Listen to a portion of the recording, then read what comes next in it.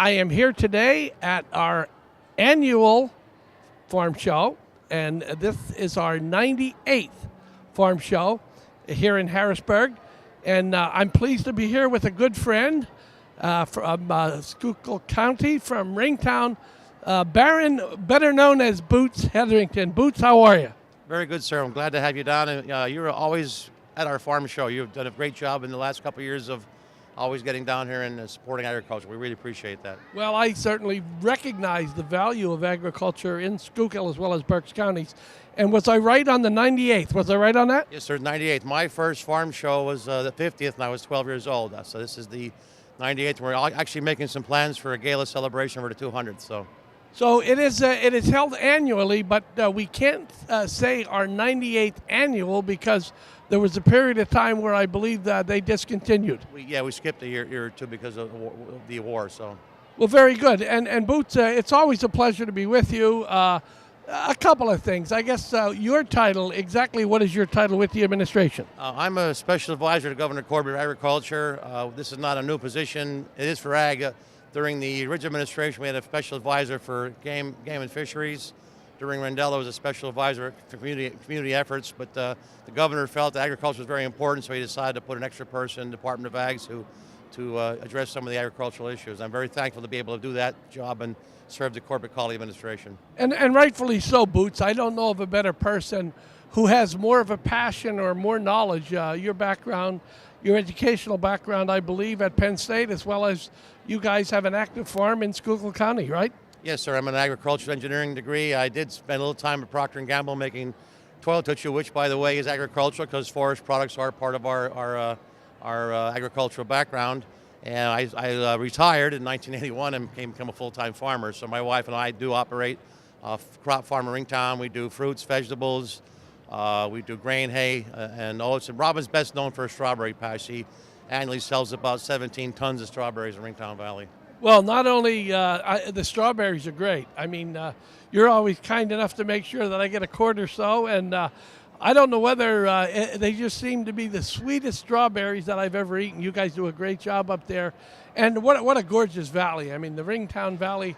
There are so many valleys within the 124th district, just gorgeous. But everything is going well on the farm with you in your position.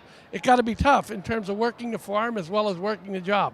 It is, but I'm a full-time employee of the governor, and my wife is not only my wife is also my business partner and my life partner. It's being our farms, and she's not your average farm wife. She makes decisions every day. Yesterday she was picking up greenhouse supplies. The truck broke down. She got it to the repair shop and got it back home, and called me. It was all done. So Robin runs the place 5 days a week. I help out on the evenings and weekends. Like I say, she is more than a farm wife. She's a partner. She's also a master farmer too. They recognize her ability to be a marketer.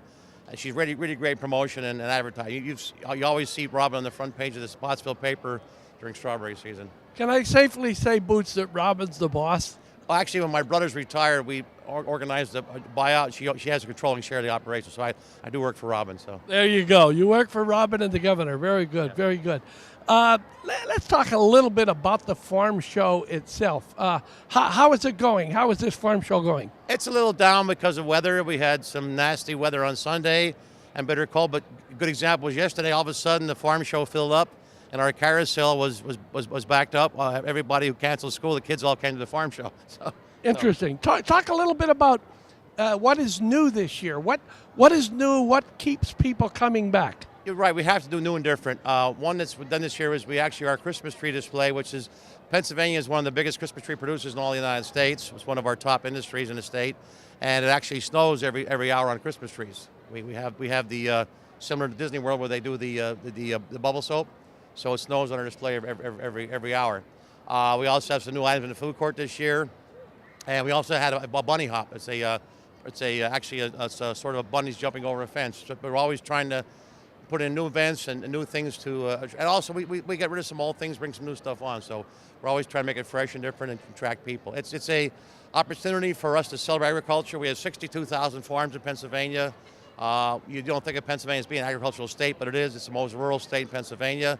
And unlike the Midwest, which is monoculture, which is one farmer raises corn or raises wheat, we have folks that have fruits, vegetables, wineries, apples, Christmas trees, livestock, eggs. In your area too, we have Libby's Ice Cream, Gears Dairy.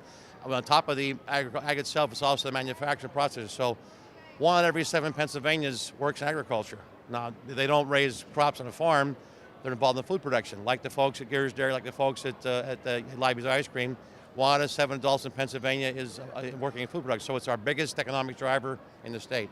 It is amazing because when we think about agriculture, I don't know that we think about Cuck's Turkey Farm. I don't know that we think about Gears Dairy. I don't know that we think about the different egg the different egg farms in Meisler, yep, all those guys, yep. So it is amazing, and it really brings to light when you come here at the Pennsylvania Farm Show. It really brings all of those things together and highlights all of those things. Now, listen, I got to ask you this. I think I already know the answer.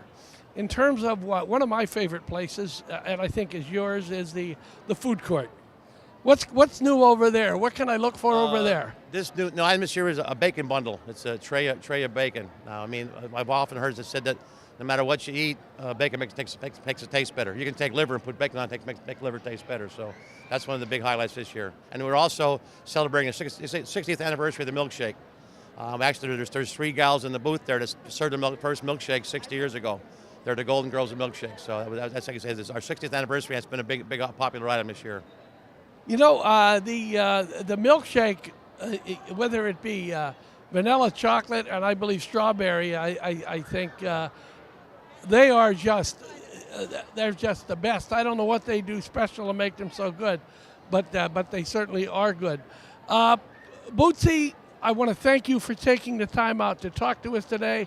I know that you are busy. I want to congratulate you and Robin for your successful business up in Schuylkill County. Those strawberries you can't beat, and also for the job that you do for the Commonwealth. It's something that is it's near and dear to your heart. It is obvious you really like what you do.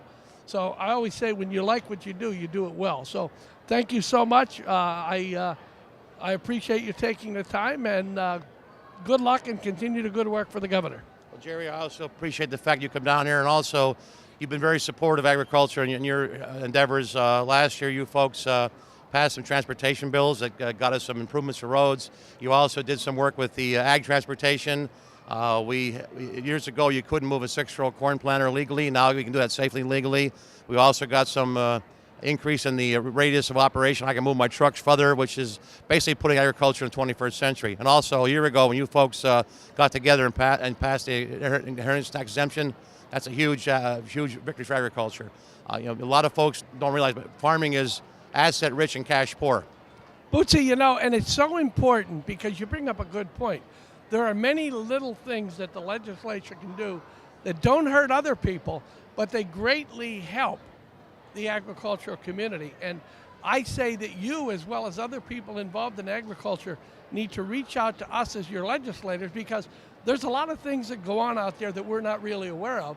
And when you guys bring them to our attention, then we can do something about that. And I know that you're good about that. When the Grange talks to you, when the Farm Bureau does, you listen. There've been a lot of issues we've come to you with, even getting highways paved, things like that. You've been very, very supportive and very helpful, and we appreciate that. And you've also been very supportive of Governor Corbett and what he's trying to do, and that means a lot. Thank you very much, Bootsy. Enjoy the rest of the farm show, my friend. My pleasure, sir.